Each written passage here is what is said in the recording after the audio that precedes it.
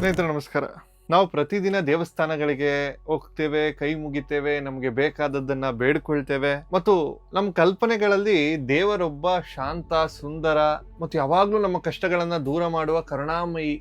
ಆದ್ರೆ ನಮಗೆ ತಿಳಿದಿರುವ ಪುರಾಣಗಳ ಆಚೆಗೆ, ದೇವಸ್ಥಾನಗಳ ಗರ್ಭಗುಡಿಯ ಆಚೆಗೆ ಅಕ್ಷರಶಃ ನಮ್ಮ ಬುದ್ಧಿಗೆ ನಿಲುಕದ, ನಮ್ಮ ಸಮಾಜದ ಕಟ್ಟುಪಾಡುಗಳನ್ನ ಸುಟ್ಟು ಹಾಕುವ ಒಂದು ಅದ್ಭುತ ರಹಸ್ಯಮಯ ಒಂದು ದೈವಿಕ ಶಕ್ತಿ ಇದ್ದಿದೆ. ಆ ಶಕ್ತಿಯ ಹೆಸರು ದತ್ತಾತ್ರೇಯರು. ಹೌದು, ನೀವು ಸಾಮಾನ್ಯವಾಗಿ ನೋಡುವ ಈ 3 ತಲೆ 6 ಕೈಗಳು ಜೊತೆಗೆ 4 ನಾಯಿಗಳು ಮತ್ತೊಂದು ಹಸುವಿನೊಂದಿಗೆ ಶಾಂತವಾಗಿ ನಿಂತಿರುವ ದತ್ತಾತ್ರೇಯರ ಚಿತ್ರವಷ್ಟೇ ನೀವು ನೋಡಿರ್ತೀರಿ, ಅದಷ್ಟೇ ನಿಮಗೆ ಗೊತ್ತಿರುತ್ತೆ. ತ್ರಿಮೂರ್ತಿಗಳ ಸ್ವರೂಪ, ಅನಸೂಯೆಯ ಪುತ್ರ, 24 ಗುರುಗಳಿಂದ ಪಾಠ ಕಲಿತ ಜ್ಞಾನಿ, ಇಷ್ಟ ತಾನೇ ನಿಮಗೆ ತಿಳಿದಿರೋದು. ಆದರೆ ಇವತ್ತು ನಾನು ನಿಮಗೆ ಒಂದು ಹೊಸ ಕಥೆಯನ್ನು ಹೇಳ್ತೀನಿ, ಈ ವಿಚಾರಗಳನ್ನು ಹೇಳ್ತೀನಿ. ನಿಮ್ಮ ನಿದ್ದೆ ಕೆಡಿಸ್ಬೋದು ಈ ವಿಚಾರಗಳು. ನೀವು ಇದುವರೆಗೂ ನಂಬಿದ್ದ ಆಲೋಚನೆಗಳನ್ನ ಬುಡಮೇಲು ಮಾಡಬಹುದು ಈ ವಿಚಾರಗಳು. ಜಗತ್ತಿನಲ್ಲಿ ಹೆಚ್ಚಾಗಿ ತಿಳಿಯದ ಇತಿಹಾಸ ಪುಟಗಳಲ್ಲಿ ಮತ್ತು ಗೂಢ ತಾಂತ್ರಿಕ ಗ್ರಂಥಗಳಲ್ಲಿ ಅಡಗಿರುವ ಆ ಬೆರಗುಗೊಳಿಸುವ ರಹಸ್ಯಗಳೇನು?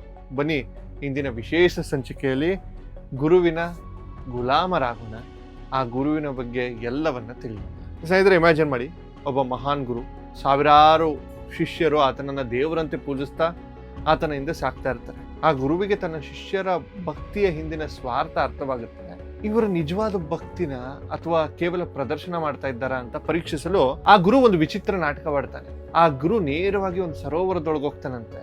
1 ದಿನ 2 ದಿನ ಅಲ್ಲ, ಬರೋಬ್ಬರಿ 100 ವರ್ಷಗಳು ಕಾಲ ನೀರಿನಿಂದ ಬರದೇ ಇಲ್ಲ. ಪಾಪ ಕೆಲವು ಶಿಷ್ಯಂದ್ರು ಕಾಯ್ದು ಸುಸ್ತಾಗಿ ಈತನೊಬ್ಬ ಹುಚ್ಚ ಅಂತ ಬೈದ್ಕೊಂಡು ಕೆಲವರು ಹೊರಟೋಗ್ತಾರೆ. ಆದ್ರೆ ಕೆಲವರು ಮಾತ್ರ ತಮ್ಮ ಗುರು ಬರುವವರೆಗೂ ಅಲ್ಲೇ ಧ್ಯಾನಿಸ್ತಾ ಕೂತಿರ್ತಾರೆ.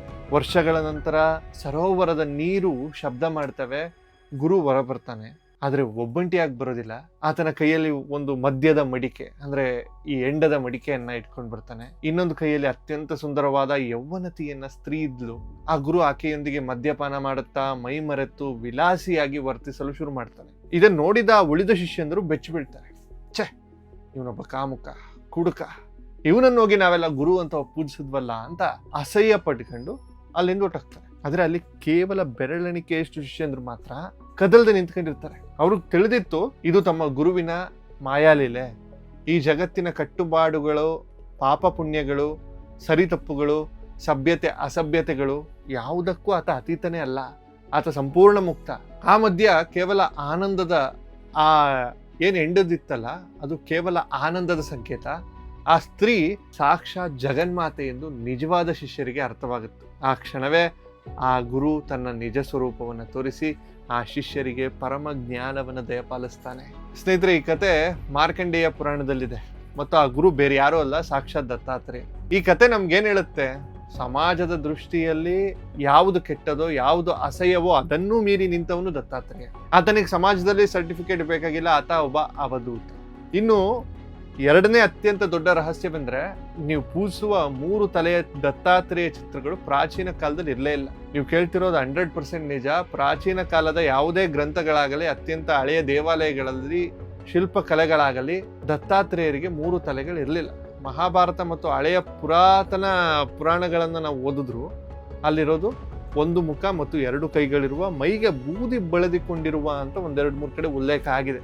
ಒಬ್ಬ ಅಲೆಮಾರಿ ಯೋಗಿಯಾಗಿ ಮಾತ್ರ ವರ್ಣಿಸಲಾಗಿದೆ. ಆತ ಭಿಕ್ಷಾ ಪಾತ್ರೆ ಹಿಡಿದು ಊರೂರು ಅಲೆಯುವ, ಸ್ಮಶಾನಗಳಲ್ಲಿ ಮಲಗುತ್ತಿದ್ದ ಅನ್ನೋದು ಕೂಡ ಒಂದಷ್ಟು ಕಡೆ ಬರೆದಿದೆ. ಹಾಗಾದ್ರೆ ಈ 3 ತಲೆಗಳ ಪರಿಕಲ್ಪನೆ ಎಲ್ಲಿಂದ ಬಂತು ಅಂತ ಯೋಚನೆ ಮಾಡಿದ್ರೆ, ಕಾಲಾನಂತರಗಳಲ್ಲಿ ವಿಶೇಷವಾಗಿ ಮಧ್ಯಯುಗದಲ್ಲಿ ದತ್ತ ಸಂಪ್ರದಾಯ ಬೆಳೆದಾಗ ಬ್ರಹ್ಮ, ವಿಷ್ಣು, ಮಹೇಶ್ವರರ 3 ಶಕ್ತಿಗಳು ಒಬ್ಬನಲ್ಲೇ ಅಡಕವಾಗಿದೆ ಎಂದು ಜನಸಾಮಾನ್ಯರಿಗೆ ಅರ್ಥ ಮಾಡಿಸಲು ಈ 3 ತಲೆಗಳ ರೂಪವನ್ನ ಸೃಷ್ಟಿಸಲಾಯಿತು.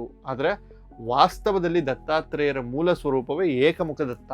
ಇಂದಿಗೂ ಹಿಮಾಲಯದ ಗುಹೆಗಳಲ್ಲಿ, ಗಿರ್ನಾರ್ ಪರ್ವತದ ತುದಿಯಲ್ಲಿ ತಪಸ್ಸು ಮಾಡುವ ರಹಸ್ಯ ಯೋಗಿಗಳಿಗೆ ದತ್ತಾತ್ರೇಯರು ದರ್ಶನ ಕೊಡೋದು ಇದೇ ಏಕಮುಖದಲ್ಲಿ ಅಂತ ಹೇಳಲಾಗುತ್ತೆ. ಸ್ನೇಹಿತರೆ, ಇಲ್ಲಿಗೆ ಈ ರಹಸ್ಯ ಮುಗಿಯುತ್ತಾ?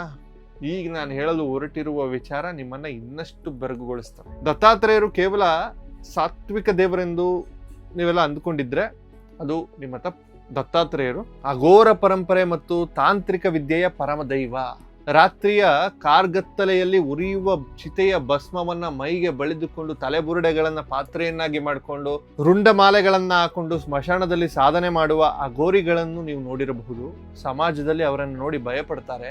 ಆದರೆ ಆ ಅಘೋರಿಗಳು, ಆ ನಾಥ ಪಂಥದ ಸಾಧಕರ ಆದಿಗುರು ಯಾರು ಗೊತ್ತಾ? ಅವನೇ ಈ ದತ್ತಾತ್ರೇಯ. ತಂತ್ರಶಾಸ್ತ್ರದಲ್ಲಿ ದತ್ತಾತ್ರೇಯರನ್ನ ಆದಿನಾಥ ಅಂತ ಕರೆಯಲಾಗುತ್ತೆ. ವಾಮಾಚಾರ, ಯಕ್ಷಿಣಿ ಸಾಧನೆ ಮತ್ತು ಭೈರವ ಉಪಾಸನೆಯ ಮೂಲವೇ ದತ್ತಾತ್ರೇಯ. ಸೃಷ್ಟಿಯ ಅತ್ಯಂತ ಸುಂದರವಾದ ಜಾಗದಲ್ಲಿ ಮಾತ್ರವಲ್ಲ, ಅತ್ಯಂತ ಭೀಕರವಾದ, ಕೊಳೆತ ಮತ್ತು ಅಸಹ್ಯಕರವಾದ ಜಾಗದಲ್ಲೂ ದೇವರಿದ್ದಾನೆ ಎಂದು ಸಾರುವುದೇ ಅಘೋರ ಪಂಥದ ಮೂಲ ತತ್ವ. ಆ ತತ್ವದ ಪಿತಾಮಹನೇ ದತ್ತಾತ್ರೇಯ ಅಂತ ಹೇಳ್ತಾರೆ. ಆತ ಸ್ಮಶಾನವಾಸಿ ಅಂತ ಹೇಳ್ತಾರೆ. ಆತನ ಜೊತೆಗೆ ಆ 4 ನಾಯಿಗಳು ಕೇವಲ 4 ವೇದಗಳ ಸಂಕೇತ ಮಾತ್ರ ಅಲ್ಲ, ಪುರಾತನ ಕಾಲದಲ್ಲಿ ನಾಯಿಗಳನ್ನ ಸಾಕುವವರನ್ನ ಸಮಾಜದಿಂದ ಹೊರಗಡೆ ಇಡ್ತಾ ಇದ್ರು. ತಾನೊಬ್ಬ ಸಮಾಜದಿಂದ ಹೊರಗುಳಿದವನು ಎಂಬುದನ್ನು ತೋರಿಸಲು ದತ್ತಾತ್ರೇಯರು ನಾಯಿಗಳ ಜೊತೆ ಅಲದಾಡ್ತಾ ಇದ್ರು. ಸಮಾಜ ಯಾರನ್ನ ತಿರಸ್ಕರಿಸ್ತದೆಯೋ ಅವರನ್ನ ದತ್ತಾತ್ರೇಯನ ಒಪ್ಪಿಕೊಳ್ತಾನೆ. ಈಗ ಇತಿಹಾಸದ ಪುಟದಲ್ಲಿ ಮುಚ್ಚಿ ಹೋಗಿರುವ ಒಂದು ಅದ್ಭುತ ಜ್ಞಾನದ ಬಗ್ಗೆ ಮಾತಾಡ್ತೀನಿ. ಭಗವದ್ಗೀತೆಯ ಬಗ್ಗೆ ನಮ್ಗೆಲ್ರಿಗೂ ಗೊತ್ತಿದೆ, ಆದ್ರೆ ಅವಧೂತ ಗೀತೆ ಎಂಬ ಮಹಾನ್ ಗ್ರಂಥದ ಬಗ್ಗೆ ನಿಮಗೆ ಗೊತ್ತಾ? ಇದು ದತ್ತಾತ್ರೇಯರು ಆಡಿದ ಗೀತೆ. ಆ ಗ್ರಂಥಗಳಲ್ಲಿನ ವಿಚಾರಗಳು ಎಷ್ಟೊಂದು ಕಠಿಣ ಮತ್ತು ನೇರವಾಗಿದೆ ಅಂದ್ರೆ ಇದನ್ನು ಓದಿದ್ರೆ ಸಾಮಾನ್ಯರ ತಲೆ ಕೆಡುವುದು ಗ್ಯಾರಂಟಿ. ಈ ಗೀತೆಯಲ್ಲಿ ದತ್ತಾತ್ರೇಯರು ಹೇಳ್ತಾರೆ, ನಾನು ದೇವರಲ್ಲ, ನಾನು ಮನುಷ್ಯನಲ್ಲ, ನನಗೆ ಜಾತಿ ಇಲ್ಲ, ನನಗೆ ಧರ್ಮವಿಲ್ಲ, ನನಗೆ ಹುಟ್ಟು ಇಲ್ಲ, ನನಗೆ ಸಾವು ಇಲ್ಲ, ನಾನೇ ಆ ಪರಮ ಶೂನ್ಯ, ನಾನೇ ಆ ಪರಮ ಸತ್ಯ. ಇಲ್ಲಿ ಯಾವುದೇ ರಾಜಿ ಇಲ್ಲ, ಪೂಜೆ ಪುನಸ್ಕಾರ ಮಂತ್ರ ತಂತ್ರ ಎಲ್ಲವೂ ವ್ಯರ್ಥ, ನೀನು ಮತ್ತು ಆ ಪರಮಾತ್ಮ ಬೇರೆ ಬೇರೆ ಅಲ್ಲ, ನೀನೇ ಆ ಪರಮಾತ್ಮ ಅಂತ ಅತ್ಯಂತ ಕಠಿಣವಾಗಿ ಹೇಳುವ ಜಗತ್ತಿನ ಏಕೈಕ ಗ್ರಂಥ ಅವಧೂತ ಗೀತೆ. ಸ್ವಾಮಿ ವಿವೇಕಾನಂದರಿಗೆ ಈ ಗ್ರಂಥ ಅಂದ್ರೆ ಎಲ್ಲಿಲ್ಲದ ಪ್ರೀತಿ ಅಂತೆ. ಅವರು ಈ ಗ್ರಂಥವನ್ನ ಓದಿ ಕಣ್ಣೀರಾಗ್ತಿದ್ರು ಅಂತ ಇತಿಹಾಸ ಹೇಳುತ್ತೆ. ಇಷ್ಟೇ ಅಲ್ಲ ಸ್ನೇಹಿತರೆ, ಭಗವಾನ್ ಪರಶುರಾಮರ ಬಗ್ಗೆ ನಿಮಗೆ ಗೊತ್ತೇ ಇದೆ. ಭೂಮಿಯ ಮೇಲಿದ್ದ ಅಹಂಕಾರಿ ಕ್ಷತ್ರಿಯರನ್ನ 21 ಬಾರಿ ಸಂಹಾರ ಮಾಡಿದ ಮಹಾಮುನಿ. ಆದರೆ ಆ ಮಹಾ ಸಂಹಾರದ ನಂತರ ಪರಶುರಾಮರ ಮನಸ್ಥಿತಿ ಏನಾಗಿತ್ತು? ಅವರು ವಿಪರೀತ ಖಿನ್ನತೆ, ಹತಾಶೆ, ಕೋಪ ಮತ್ತು ಅಶಾಂತಿಯಿಂದ ಬಳಲ್ತಾ ಇದ್ರು. ರಾತ್ರಿ ಆದ್ರೆ ಅವರಿಗೆ ತಾವು ಕೊಂದವರ ಮುಖಗಳ ನೆನಪಾಗಿ ನಿದ್ದೆ ಬರ್ತಾ ಇರ್ಲಿಲ್ಲ.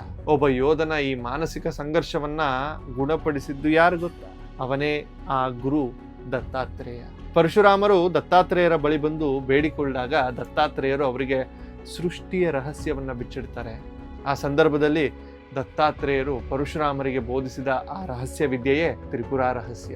ಇದು ಶ್ರೀವಿದ್ಯೆ ಉಪಾಸನೆ ಮತ್ತು ತಂತ್ರಶಾಸ್ತ್ರದ ಅತ್ಯಂತ ಶಕ್ತಿಶಾಲಿ ರಹಸ್ಯ ಗ್ರಂಥ. ಮನುಷ್ಯನ ಮನಸ್ಸಿನ ಆಳದಲ್ಲಿರುವ ಭಯ, ಅಹಂಕಾರ ಮತ್ತು ಅಜ್ಞಾನವನ್ನ ಹೇಗೆ ಸುಟ್ಟು ಹಾಕಬೇಕು ಎಂಬುದನ್ನ ದತ್ತಾತ್ರೇಯರು ಇದರಲ್ಲಿ ವಿವರಿಸಿದ್ದಾರೆ. ಈ ಜ್ಞಾನವನ್ನ ಪಡೆದ ನಂತರವೇ ಪರಶುರಾಮರು ತಮ್ಮ ಆಯುಧವನ್ನ ತ್ಯಜಿಸಿ ಶಾಂತಿಯನ್ನ ಕಂಡುಕೊಂಡಿದ್ರು. ಸ್ನೇಹಿತರೆ, ಇಷ್ಟೆಲ್ಲ ಕೇಳಿದ ಮೇಲೆ ನಿಮಗೆ ಅನ್ನಿಸ್ತಿರ್ಬೋದು, ಇಂತಹ ಅದ್ಭುತ ಶಕ್ತಿ ಇರುವ ದತ್ತಾತ್ರೇಯರು ಈಗೆಲ್ಲಿದ್ದಾರೆ? ಅವರು ಕೇವಲ ಪುರಾಣದ ಕಥೆಯಾಗಿಯೇ ಉಳಿದು ಬಿಟ್ರ?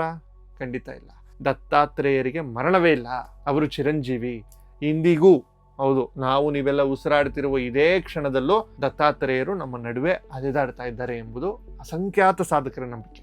ಅವ್ರು ನಿಮ್ಮ ಪಕ್ಕದಲ್ಲೇ ಹಾದು ಹೋಗುವ ಒಬ್ಬ ಹುಚ್ಚನ ರೂಪದಲ್ಲಿರ್ಬೋದು, ನಿಮ್ಮ ಮನೆಗೆ ಬರುವ ಒಬ್ಬ ಸಾಮಾನ್ಯ ಭಿಕ್ಷುಕನ ರೂಪದಲ್ಲಿರ್ಬೋದು, ಅಥವಾ ಯಾವುದೋ ಹಿಮಾಲಯದ ಗುಹೆಯಲ್ಲಿರುವ ಮೈಗೆ ಬೂದಿ ಬಳಿದುಕೊಂಡಿರುವ ಸಾಧುವಿನ ರೂಪದಲ್ಲಿರಬಹುದು. ದತ್ತಾತ್ರೇಯರು ದೇವಸ್ಥಾನದ 4 ಗೋಡೆಗಳ ಮಧ್ಯೆ ಬಂದಿಯಾಗಿರುವ ದೇವರಲ್ಲ. ಅವರು ಸ್ವತಂತ್ರರು.